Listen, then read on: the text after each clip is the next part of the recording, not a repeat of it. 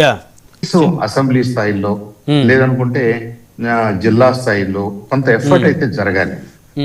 వాళ్ళే సర్దుకుపోతారులే, వాళ్ళే అర్థం చేసుకుంటారులే అని మనం అనుకుంటే బ్రహ్మనాయుడు గారు అందరికీ మనం అనుకున్నది అర్థం కాకపోవచ్చు.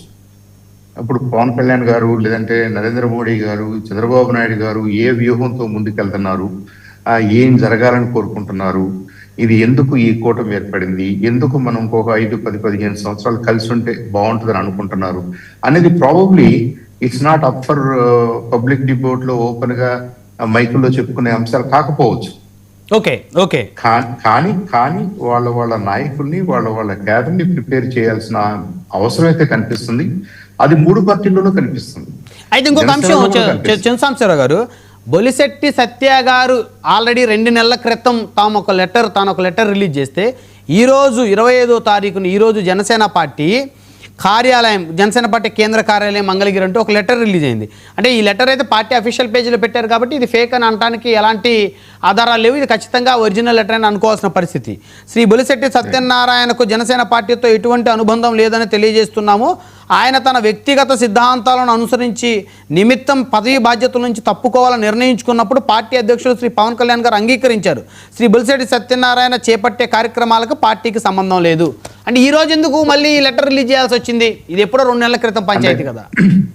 అంటే ఇప్పుడు ఎవరైనా ఒక కార్యకర్త కానీ ఒక నాయకుడు కానీ పార్టీ నుంచి on temporary basis, long term basis, వ్యక్తిగత రీజన్స్ వల్ల నేను కొద్దిగా బ్రేక్ తీసుకుంటానని ప్రపోజల్ పెట్టారనుకోండి, అదే రోజున దాని మీద లెటర్ రాయాల్సిన అవసరం లేదా ప్రెస్ మీట్ పెట్టాల్సిన అవసరం ఏమి ఉండదు.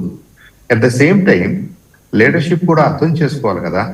నిజంగా సత్యనారాయణ గారు అంత సీనియర్ లీడరు, మనతో మొదటి నుంచి ట్రావెల్ చేస్తున్నాడు, ఆయన ఏం కోరుకుంటున్నాడు, ఎందుకు బ్రేక్ తీసుకోవాలనుకుంటున్నాడు, నిజంగా ఆయన చెప్తున్న రీజన్ సహేతుకంగా ఉందా లేదా?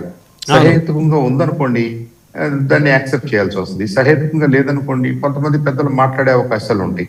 ఇదంతా కూడా ఇట్స్ ఎ ప్రాసెస్. ఆ ప్రాసెస్ లో భాగంగా 1 or 2 months తీసుకుందేమో కానీ ఇది ఆయన అభిమతమే కాబట్టి, ఆయన బ్రేక్ తీసుకోవాలనుకున్నారు కాబట్టి పార్టీ కూడా దానికి సమ్మతించింది. కాబట్టి అఫీషియల్ గా మేము ఆయన చేసే పనులు పార్టీ చేసే పనులుగా చూడాల్సిన అవసరం లేదండి. ఆయన ఏ పని చేసినా అది ఏ పని చేసినా కానీ ఆయన వ్యక్తిగత కెపాసిటీలో ఆయన స్టేచర్ ఆఫ్ హిజ్ ఓన్ కాబట్టి ఆయన ఏం చేసినా కానీ దానికి మాకు అబ్జెక్షన్స్ అని కాదు. We are not party to that అని మాత్రం చెప్పగలుగుతున్నారు, చెప్పాల్సిన బాధ్యత ఉంది. ఎందుకంటే మళ్ళీ కూటమిలో కన్ఫ్యూజన్ లేకుండా బొలిశెట్టి సత్య గారు నిర్ణయాల పట్ల, ఆయన తీసుకున్నటువంటి విధానాల పట్ల ఎలాంటి డిస్టర్బెన్స్ జరగకుండా ఉండాలని ముందుగానే అలర్ట్ చేస్తూ ఈ లెటర్ రిలీజ్ చేశారు అనుకోవాలి, అంతే కదా సార్? అంటే ఇప్పుడు మనం చాలా సార్లు చూస్తాం కదా, బ్రహ్మనాయుడు గారు టిపికల్ గా కోర్టులో చూడండి, 2-3 జడ్జెస్ ఉన్నారు అనుకోండి ఒక బెంచ్ లో.